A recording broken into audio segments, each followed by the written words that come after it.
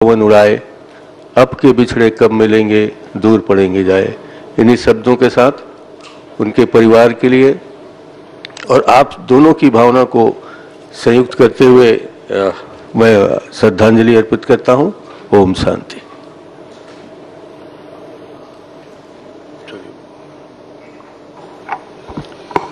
माननीय अध्यक्ष महोदय,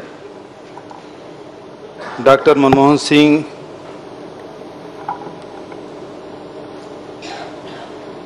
उनका जन्म स्थान तो अब पाकिस्तान में है और उन्होंने विभाजन का दंश भी झेला और विपरीत परिस्थिति में उन्होंने जीवन की शुरुआत की और अपने लगन और मेहनत से जो ऊंचाई उन्होंने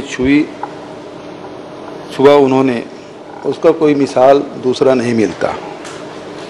जहाँ प्रोफेसर के रूप में,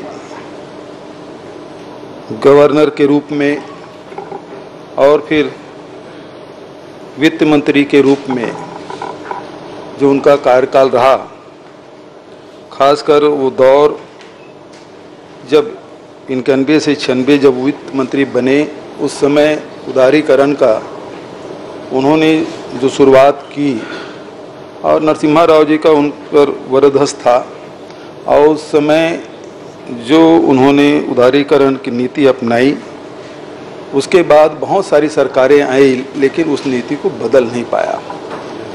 आज देश में उस दौर को भी हम लोग याद करते हैं अध्यक्ष महोदय, जब वो प्रधानमंत्री के रूप में 10 साल उन्होंने देश की सेवा की और वही दौर है जिसमें कृषि के क्षेत्र में जो समर्थन मूल्य उन्होंने जो वृद्धि की, 450 से सीधा 900 रुपया प्रति क्विंटल उन्होंने धान खरीदी की शुरुआत की। उस समय किसानों की स्थिति में बड़ा सुधार हुआ। वही दौर है अध्यक्ष महोदय जब मनरेगा की शुरुआत की और रोजगार गारंटी, दुनिया का सबसे बड़ा रोजगार गारंटी योजना उन्होंने शुरुआत की। तब लोग कहते थे कि ये राशि, इतनी राशि कहाँ से आएगी, लेकिन वो व्यवस्था भी हुआ और जो उन्होंने फैसला किया अध्यक्ष महोदय, हमने देखा कि कोरोना काल में भी गरीब लोगों के आर्थिक संबल का कारण बना। उस दौर में गरीबों के पास कोई काम नहीं था, लॉकडाउन था, ऐसे समय मनरेगा के द्वारा ही लोगों को, पूरे देश के गरीब लोगों को रोजगार मिला है अध्यक्ष महोदय। आधार कार्ड वगैरह के बारे में तो आदरणीय नेताजी ने बात कह दी, लेकिन बहुत ही सहज सरल व्यक्ति थे। उनसे अनेक बार मुलाकात करने का अवसर मिला अध्यक्ष महोदय।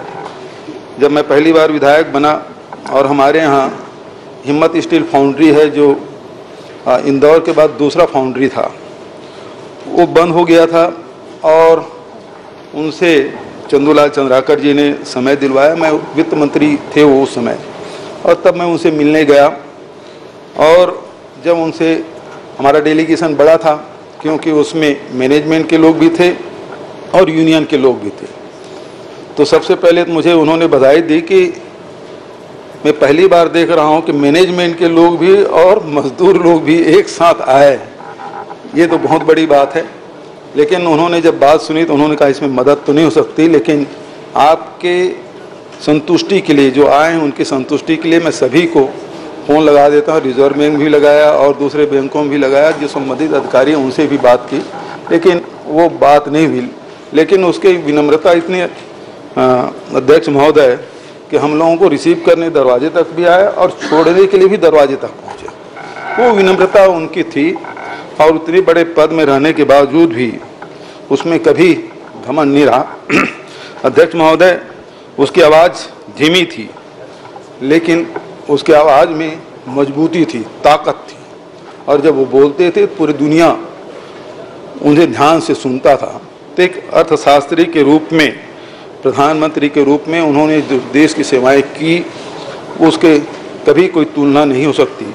मैं इस अवसर पर उन्हें अपनी विनम्र श्रद्धांजलि अर्पित करता हूँ।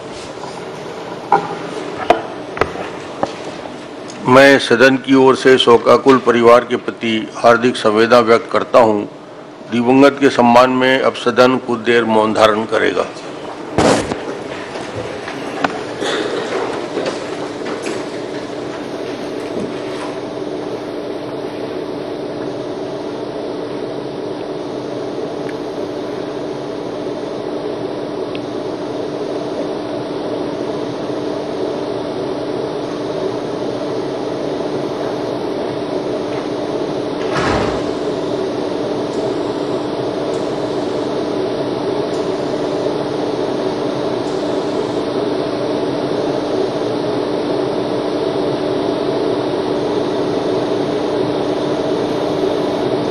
ओम शांति शांति। सदन की कार्यवाही 5 मिनट के लिए स्थगित।